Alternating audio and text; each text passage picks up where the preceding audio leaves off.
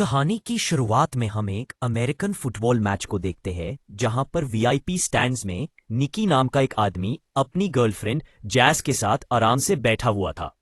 Match चल रहा था लेकिन निकी का ध्यान गेम से ज्यादा क्राउड के ऊपर था। उसने खूबसूरत लड़की को सीढ़ी से उठकर जाते हुए देखा और उसी वक्त उसके दिमाग में खुराफाती आइडिया आया। उसने जैस के साथ एक छोटी सी शर्त लगाई कि देखते हैं कितने लोग उस लड़की को पलट कर देखेंगे। वहां बैठे हुए एक आदमी लियू यान ने कहा कि मुझे भी शर्त में हिस्सा लेना है, जिसके लिए निकी मान भी गया। सबने मजाक में $10 की शर्त रखी और काउंटिंग शुरू कर दी। जब लड़की स्टैंड से बाहर निकल गई तो आखिर में पूरी गिनती आई कि 7 लोगों ने उसे पलट कर देखा। इस शर्त में जैस ने सबसे पास का नंबर गेस किया था, इसलिए वो शर्त जीत गई। लियू यान ने बिना किसी झिझक के पैसे दे दिए और फिर अगला राउंड शुरू करने को कहा। इस बार शर्त यह थी कि अगला फाउल कौन करेगा।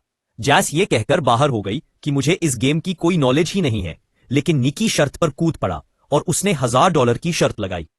सीटी बजते ही रेफरी ने फाउल का सिग्नल दिया और निकी ने जिस टीम पर दाव लगाया था वो सही निकला। उसने शर्त जीती और पैसे अपनी पॉकेट में डाल लिए। लियू यान शर्त हारने के बाद भी और ज्यादा एक्साइटेड हो गया। उसने कहा कि अब की बार $5000 की शर्त लगाते हैं। इस बार का सवाल यह था कि अब की बार वो बॉल को पास करेंगे या उसे लेकर दौड़ेंगे। निकी 5000 का दाव खेलने में थोड़ा हिचकिचा रहा था, लेकिन आखिरकार वो मान ही गया। लियू यान ने गेस किया कि वो भागेंगे और निकी ने कहा कि पास करेंगे, और सीटी बचते ही प्लेयर ने सच में बॉल लेकर दौड़ लगा दी, जिस वजह से निकी अब $5000 हार गया। अब निकी ने डिसाइड किया कि कोई बात नहीं, 5000 हार गया, अब बंद करते हैं, और उसने जेस से कॉफी पीने चलने को कहा। लेकिन लियू यान ने जिद पकड़ ली। उसने कहा कि तुम वीआईपी लाउंज में बैठे हो, पैसा तो है तुम्हारे पास, $5000 से क्या होता है, एक और बाजी खेलो, इस बार $10,000 की। और आखिरकार निकी मान ही गया, और अब सवाल था कि ये प्लेयर अगला पास सही तरीके से कामयाब कर पाएगा या नहीं। निकी ने प्रेडिक्ट किया कि हाँ, पास दे देगा ये, लेकिन दूसरी टीम ने पास को बीच में ही रोक लिया। अब निकी $15,000 हार चुका था। पैसे निकालते हुए निकी थोड़ा परेशान हुआ। उसने थोड़ा सोचा और कहा कि चल इस बार 50,000 की लगाते हैं। यह सुनकर जैस चौंक गई, लेकिन निकी गुस्से में दिख रहा था। इस वक्त किस्मत उसका साथ नहीं दे रही थी। वो अगली शर्त फिर से हार गया, जिसके बाद उसे 50,000 और देने पड़ गया। अब जैस ने उसे तुरंत रुकने को कहा, लेकिन निकी के ऊपर उसका गुस्सा और ईगो भारी पड़ गया। उसने बिना सोचे समझे अगली शर्त लगा दी, $1,00,000 की। लियू यान ने मजाक उड़ाया और कहा कि तुम्हारे पास इतने पैसे हैं भी। निकी ने बिना कुछ ज्यादा कहे कैश का पूरा एक बंडल टेबल पर भेंट दिया। इसके बाद तो लियू यान भी एक्साइटेड हो गया। अब निकी ने शर्त लगाई कि अगला पास देखना, इंटरसेप्ट हो जाएगा, पूरा नहीं होगा। लेकिन इस बार पास कामयाब हो गया। निकी ने अब लाखों डॉलर का नुकसान उठा लिया था। अब वो समझ नहीं पा रहा था कि इस मुसीबत से कैसे निकलूं। उसकी इस हरकत से जैस भी बहुत हैरान थी, लेकिन अब गेम बहुत ज्यादा तगड़े लेवल पर पहुंच चुकी थी। निकी ने कहा कि मेरे पास $1,000,000 बचे हैं, पूरी शर्त लगाते हैं, देखते हैं कौन जीतेगा। इस बार ताश के पत्तों से फैसला होगा। लिवियान लगातार जीत रहा था, तो अब वो खुशी से पागल हो रहा था। उसने निकी को एक एटीएम मशीन की तरह देखने शुरू कर दिया। लिवियान ने अपना पत्ता निकाला, जो थी 5 की पंजी। निक को अब बस 5 से बड़ा पत्ता निकालना था। जीतने का चांस काफी ज्यादा था। निक ने पत्ता उठाया और बहुत ही कॉन्फिडेंस से पलटा, लेकिन उसकी तो तिग्गी निकली, तिग्गी। ये देखकर तो जैस तुरंत ही कुर्सी से नीचे गिर गई। निकी ने जब गेम स्टार्ट की थी तो सिर्फ $4,000 लगाने का मूड था, लेकिन अब तक वो $1,000,000 से ज्यादा हार चुका था, यानी लगभग 9 करोड़ रुपए के करीब। इस शर्मनाक हार के बाद उसके पास कहने को कुछ नहीं बचा था, तो उसने चुपचाप जैस का हाथ पकड़ा और उसे बाहर ले जाने लगा। उसका मन बहुत दुखी था, लेकिन लियू यान अभी भी उसे और चिढ़ाने लगा। उसने कहा कि यही होता है बेटे, उस्ताद के साथ खेलने का नतीजा। निकी ने रुककर एक और शर्त लगाई, $2,000,000 की। अब आइडिया थोड़ा नया था। निकी ने चैलेंज दिया कि लियू यान किसी भी रैंडम प्लेयर को दूरबीन से चुन सकता है, और अगर निकी ने उसका जर्सी नंबर सही से गैस कर लिया तो जीत उसकी। लियू यान इस बात से थोड़ा कंफ्यूज हो गया। उसने कहा कि ये तो भाई दिमाग पड़ने वाली बात हो गई। उसे लग रहा था मानो निकी अपने पैर पर खुद कुल्हाड़ी मार रहा है। उसे थोड़ा शक भी था कि कहीं निकी कुछ चीटिंग तो नहीं कर रहा। उसके शक को दूर करने के लिए निकी ने कहा कि चल मैं गैस भी नहीं करता, इस बार जैस करेगी गैस। जैस ने गुस्से से निकी को देखा। उसे समझ नहीं आ रहा था कि आखिर ये चल क्या रहा है। क्या चांस है कि इतने लोगों में मैं जिसका जर्सी नंबर बोलूंगी वही होगा। ये कहकर वो वहां से जाने लगी, लेकिन लिऊ यान के सिक्योरिटी गार्ड ने उसे जाने से रोक लिया और उनके बीच छोटी सी झड़प हो गई। जैस ने खुद को थोड़ा शांत किया। निकी ने उससे कहा कि बस ग्राउंड में नजर घुमाओ और जो नंबर तुम्हें अपना सा लगे वो बोल दो। लिऊ यान ने दूरबीन उठाई और एक प्लेयर को चुना, जिसके बाद जैस ने दूरबीन ली और पूरी फील्ड को स्कैन किया। हर तरफ उसे जर्सी नंबर से दिख रहे थे। कैसे गैस करें? तभी उसकी नजर एक जाने पहचाने चेहरे पर पड़ी और उसे निकी की बात याद आई कि जो नंबर तुम्हें अपना सा लगे उसे चुन लेना। वहां उनका दोस्त फरहाद 55 नंबर की जर्सी पहने हुए था। जैस को समझ आ गया कि यह सब निकी के प्लान का एक हिस्सा था। उसने कहा नंबर 55 और वो एकदम सही जवाब था। उसके जवाब से लिऊ यान दंग रह गया। जैस भी कुछ पलों के लिए सोच में पड़ गई कि निकी को पहले से यह कैसे मालूम था कि लिऊ यान उसी नंबर को सिलेक्ट करेगा। लेकिन इस वक्त यह सब जरूरी नहीं था, वो शर्त को जीत चुके थे। तो उन्होंने $1 मिलियन का प्रॉफिट किया और सारा हारा हुआ पैसा भी वापस मिल गया। 2 बड़े कैश से भरे हुए बैग लेकर वो स्टेडियम से बाहर निकल गए। कार में निकी ने जैस को बताया कि यह सब कुछ उनके प्लान का हिस्सा था। वो लिऊ यान को काफी समय से ट्रैक कर रहे थे। लिऊ यान हाई सोसाइटी में अपनी जुआ खेलने की बुरी आदत के लिए मशहूर था। उसके सामने कोई कुछ भी शर्त लगाए वो कूद पड़ता था। निकी की टीम ने यह पूरा प्लान बनाया था। जैसे ही लिऊ यान ने अपने होटल रूम से बाहर कदम रखा, उसके सबकॉन्शियस माइंड में नंबर 55 डाला गया। सिक्योरिटी गार्ड के लेबल पिन में भी 55 लिखा था।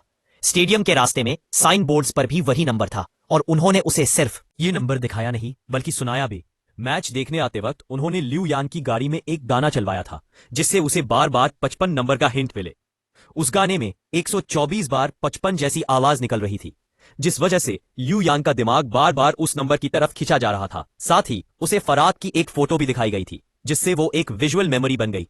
जब वो दूरबीन से देख रहा था तो उसका दिमाग नेचुरली नंबर 55 की तरफ गया और जैस ने फराद को देखते ही 55 कह दिया। जैस को पहले से कुछ भी इसलिए नहीं बताया गया था ताकि इस पूरी गेम के दौरान उसके एक्सप्रेशन बिल्कुल असली रहे, ताकि किसी को भी उन पर शक न हो। यह सब सुनकर तो जैस निकी से पूरी तरह इंप्रेस हो गई। इसके बाद कहानी कुछ दिन पहले जाती है। कुछ दिन पहले की ही बात है। निकी एक कमरे में बेड पर था और उसके सर पर एक आदमी ने बंदूक तान रखी थी। उसके पास में ही जैस बैठी थी, जिसे वो बस कुछ ही दिन पहले मिला था।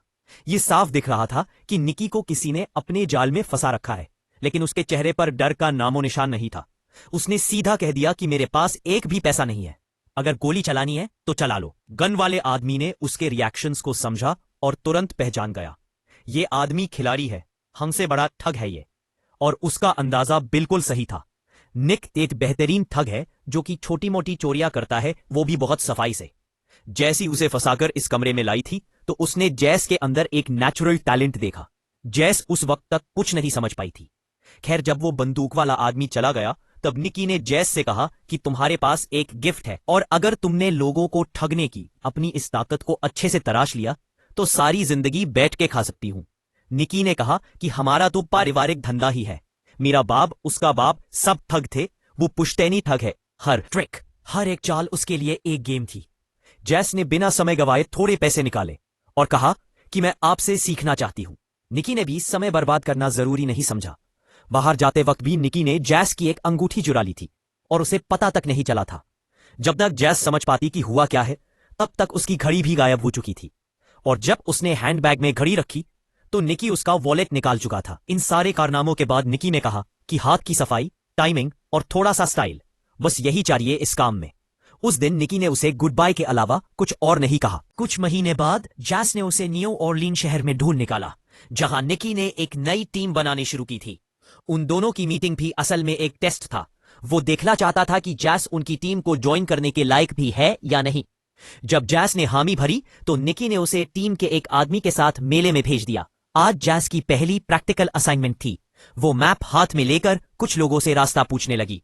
तभी उसके साथी ने चुपके से एक टूरिस्ट का कैमरा लेंस चुरा लिया। फिर एक दूसरे साथी ने जानबूझकर एक आदमी को टक्कर मारी और जैस ने उसका वॉलेट निकाल लिया। जैस को अब अपने चोरी करने के स्टाइल में थोड़ा कॉन्फिडेंस आने लगा था। उसने चॉपस्टिक्स की मदद से एक और औरत के बैग से वॉलेट निकाल लिया और सब कुछ इतना स्मूथ था कि किसी को शक भी नहीं हुआ। निकी ये सब कुछ एक बिल्डिंग के टॉप से देख रहा था। उसने टीम से कहा कि उसे अकेला छोड़ दो, अब उसके उड़ने की बारी है। जैस ने एक के बाद एक महंगा सामान चुराना शुरू कर दिया और उसकी हर चोरी के साथ निकी की आंखों में उसके लिए इज्जत बढ़ने लगी। अब निकी ने उसे एक और बड़े असाइनमेंट के लिए भेज दिया। इस बार यह एक हाईटेक फ्रॉड था। खास तरह के लेंसेज की मदद से वो लोग दूसरों के पत्ते देख सकते थे और फिर अपने अपोनेंट्स को आसानी से हरा देते। यहां पर क्रेडिट कार्ड चुराने का सिस्टम भी चल रहा था। कार्ड को चुराकर चुपकी से एक टीममेट के पास भेजा जाता, जहां एक डिवाइस उसकी डेटा को कॉपी करता और फिर वो कार्ड वापस उसी शख्स की पॉकेट में चला जाता। जब तक किसी को कुछ पता चलता तब तक पूरा अकाउंट खाली हो जाता। एक और ठगी का सिस्टम था, नकली एटीएम मशीन।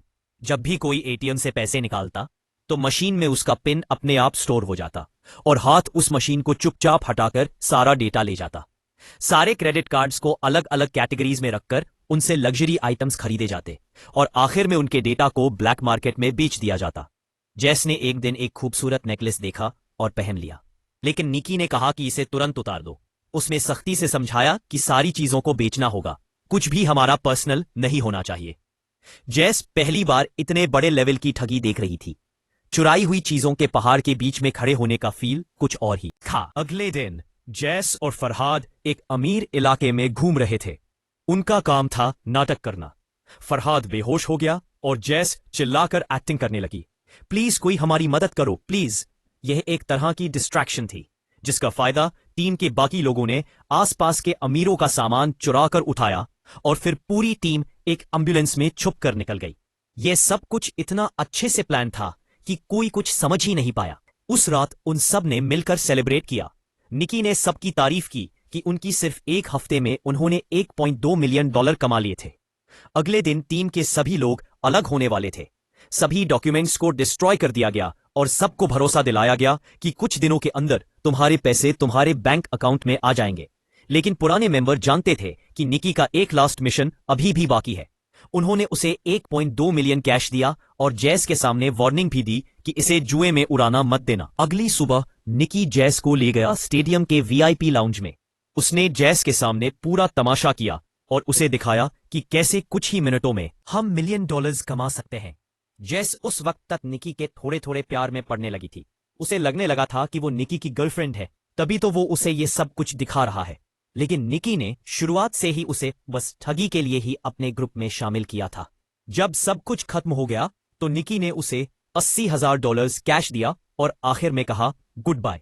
जैस ने उसकी तरफ देखा, उसकी आंखों में आंसू थे। उसका दिल टूट गया था।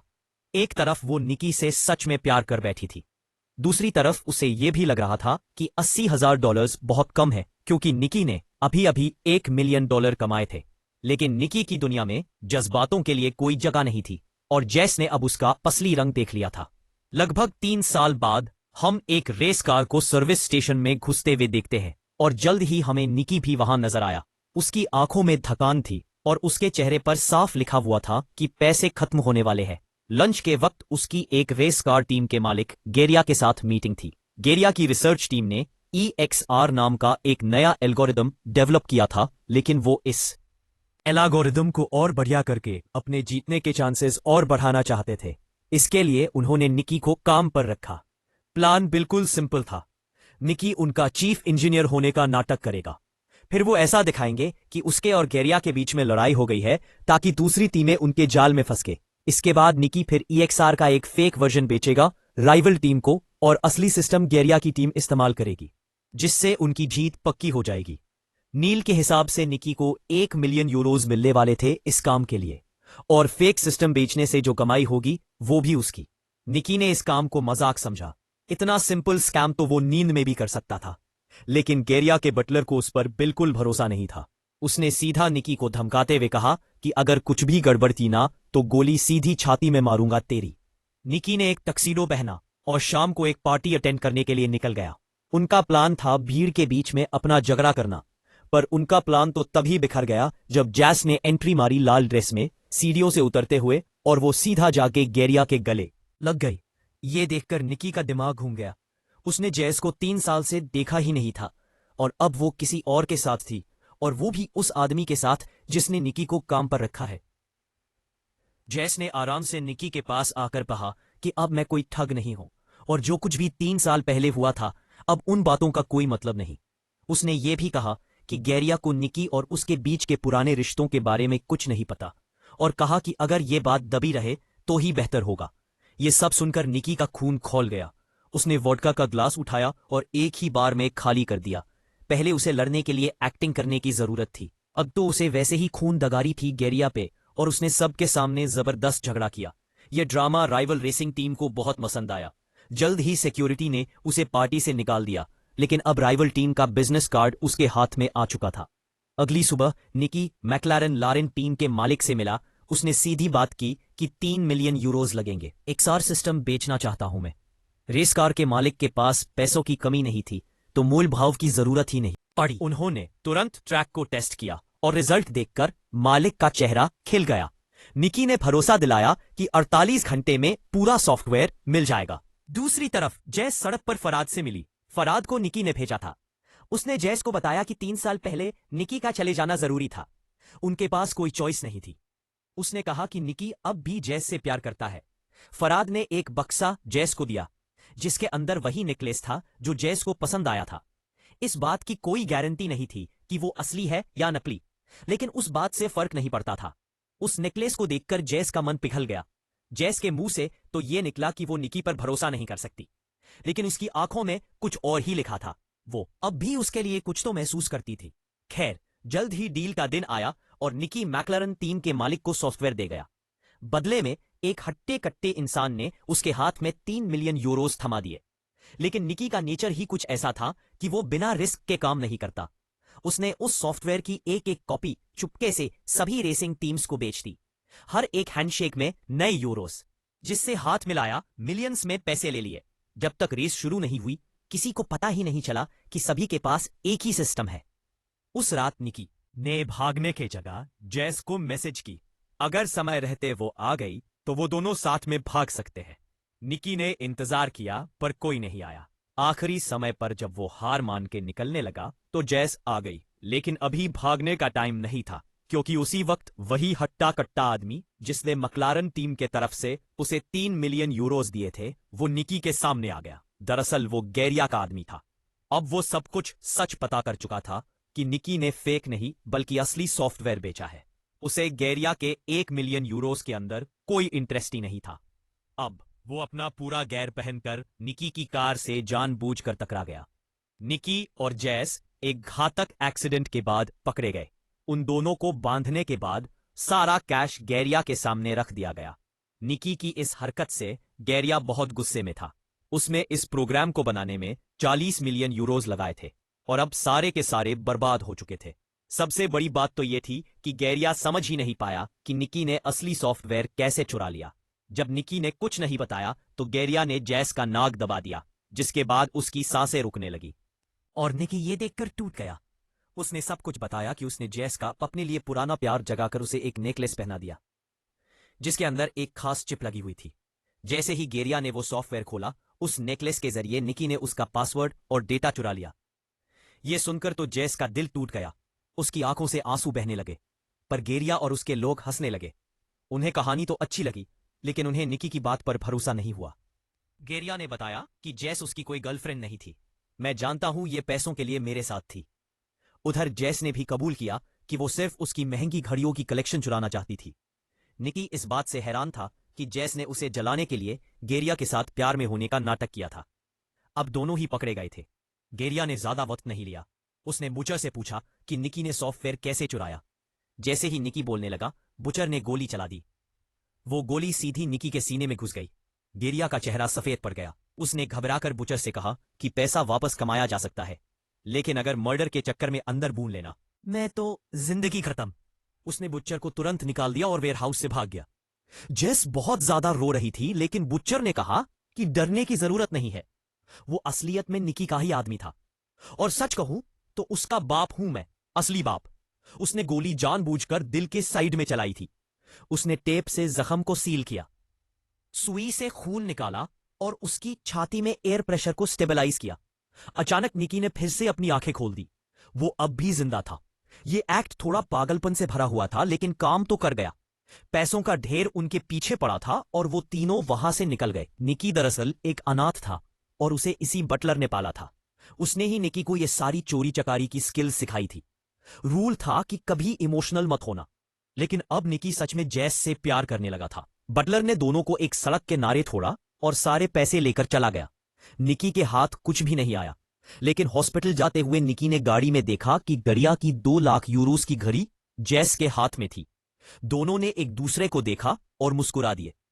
इस चालबाजी और हाथ के सफाई के साथ वो दुनिया के किसी भी कोने में भूखे तो नहीं मरेंगे। वीडियो पसंद आई तो लाइक कर देना, चैनल को सब्सक्राइब कर लेना। मिलते हैं अगली वीडियो में।